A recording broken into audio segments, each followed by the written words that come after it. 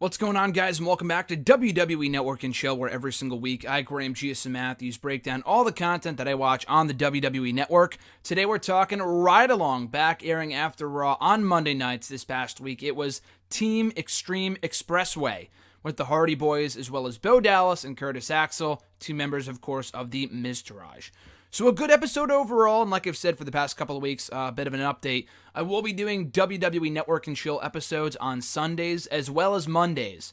So on Mondays, I will be talking about reviewing episodes of Season 7 of Total Divas airing on Wednesday nights on the E! Network. And on Sundays, I'll be talking about whatever airs on the WWE Network. Now, in the past, I have not talked about Total Bellas or Total Divas, up until recently. But I watch the shows anyway, so I figured, what the hell, I might as well review them as they're airing, throughout the week on the E! Network. And then on Sundays, I'll talk about whatever's on the WWE Network. This week being Ride Along, and then tomorrow after Raw, as I record this, on Monday night, we're getting the WWE 24 Goldberg special, which I cannot wait to watch. So I'll be talking about that next Sunday ahead of Survivor Series. Nonetheless, like I said, this episode did feature the Hardy Boys in one car, with Jeff driving, I believe.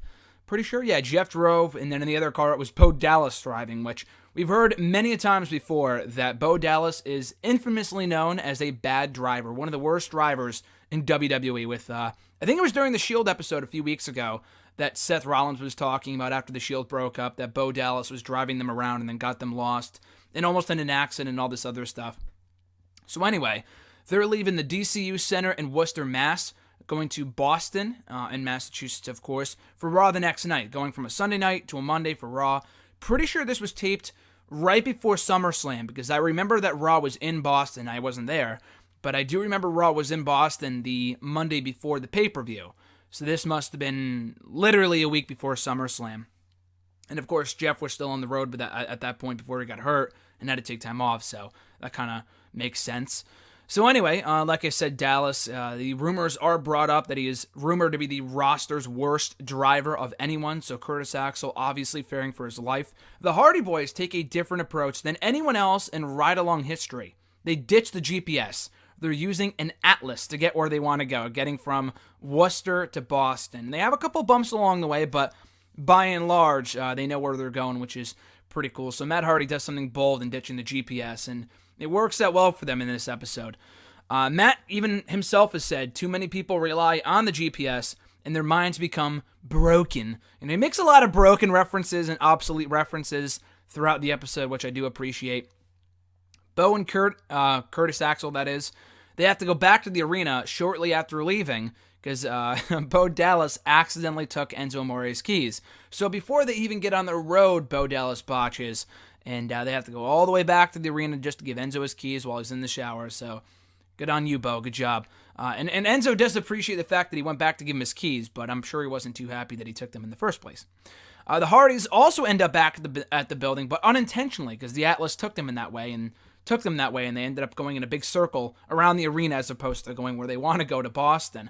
I think they said it was about an hour drive, if not more than that. I don't think Worcester to Boston is too bad of a drive, especially on a Sunday night. I've never been to Worcester. Actually, I was in Worcester. I was in Worcester for, I believe it was Worcester, for the Fozzy concert that I went to. Not the DCU Center, I don't think, but I think I was actually right around there, the DCU Center. But I was in Worcester for that Fozzy concert a few months ago. And so, yeah, from there to Boston is not too bad at all. It's like maybe a half hour. So this episode is normal length, but they're not in the car for many hours, as many other episodes of Ride Along entail. So, at any rate, the Hardy Boys end up back at the building. Like I said, Jeff admits that he has trouble with his vision. He had trouble with his vision during his last driver's test, so his vision is not the greatest, which is funny for a guy that can fall off the top of steel cages and ladders and do this and that. And, of course, the one thing he has trouble with is his vision, which has nothing to do with that at all. Bo Dallas talks about wrecking his car in 2012. Pretty bad accident. The Hardys discuss what type of cars they would be if they were Transformers. Bo and Curtis Axel, they talk about mooses with R-Truth. I don't know what that story was about. The Hardys stop on the side of the road so Matt can pee, which is pretty funny to see. Obviously, don't see him peeing, but it's pretty funny to see Matt get out of the car on the side of the highway, of all things, and cross the expressway just to go pee on the side of the road, which is pretty great. Matt Hardy, of all people. which was pretty hilarious. Bo talks about conspiracy theories, and if you ever heard him on Talk is Jericho with Chris Jericho many months ago, he talked about in depth of all the conspiracy theories that are out there, and Axel goes, if you were half as knowledgeable about driving as you are about conspiracy theories, maybe you would be a way better driver, which was pretty funny, and obviously they were just messing around. Matt Hardy talks about his first ever wrestling gear and making wrestling gear not only for themselves, but also for the New Age Outlaws. He actually made the badass bandana for Billy Gunn back in the day, which I never knew, so a little fun fact there from Matt. Bo has some more trouble driving, almost hitting a couple cars and going the wrong way.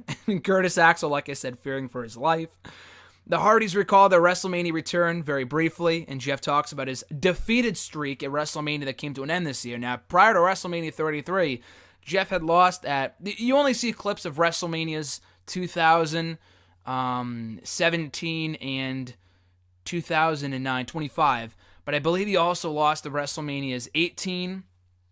And what was the other WrestleMania? WrestleMania 23. So he had lost 5 matches at WrestleMania over the years before finally breaking that defeated streak at WrestleMania 33 when he came back alongside Matt and they won the World Tag Team titles, which I was there, an amazing moment. Anyway, so Bo and Curtis Axel, they talk about their current run with The Miz. They praised The Miz and said that he gave them a lot of advice on the set of Marine 5 a few years ago, which is where their whole friendship, I believe, stemmed from. I'm not sure how good of friends they are beyond the ring. Miz and those two anyway, but they did work well together on the Marine 5, on the set of Marine 5 many years ago, so I'm sure Miz saw something in them then and believed they could be used better, which is why he brought them in. I'm sure that might have been his idea to enlist them as the Miztourage, and they've been playing those roles remarkably well over the past number of months. Matt says that post-retirement he would love to spend more time with his boys, and jokes about managing them when they grow up to create a new set of Hardy boys, and Jeff can do the same in managing the Hardy girls, because he has 2 girls and Matt has 2 boys.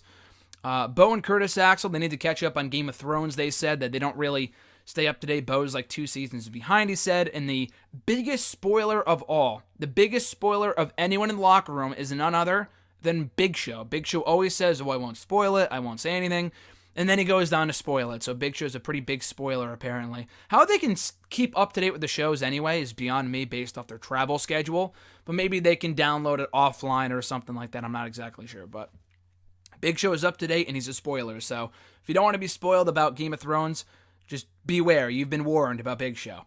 At any rate, the Hardys start singing, Bo and Curtis Axel start singing.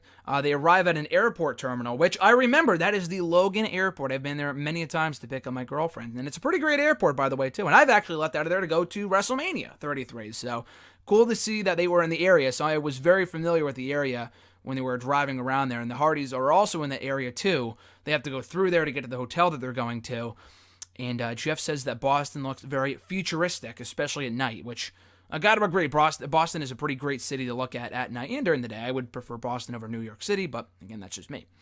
Anyway, Bo and Curtis Axel arrive at the hotel. The Hardys follow, and Matt makes a broken reference at the end of the episode saying that thanking Jeff for not breaking them and rendering them obsolete during their drive from Worcester to Boston. So that is Team Extreme Expressway, the episode of Ride Along that aired last week after Monday Night Raw on the WWE Network.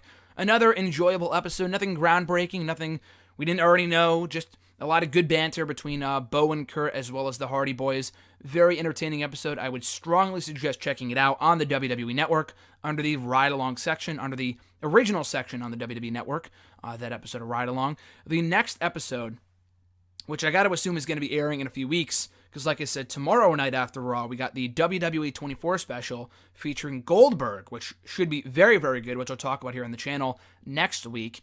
But with the episode of Ride Along that'll be airing, I assume, the week after that, it's going to feature Rusev and Lana and Breezango. And fucking Breezango, they're wearing their police outfits, and they have their bulletin board that you see in the background of every Fashion File segment.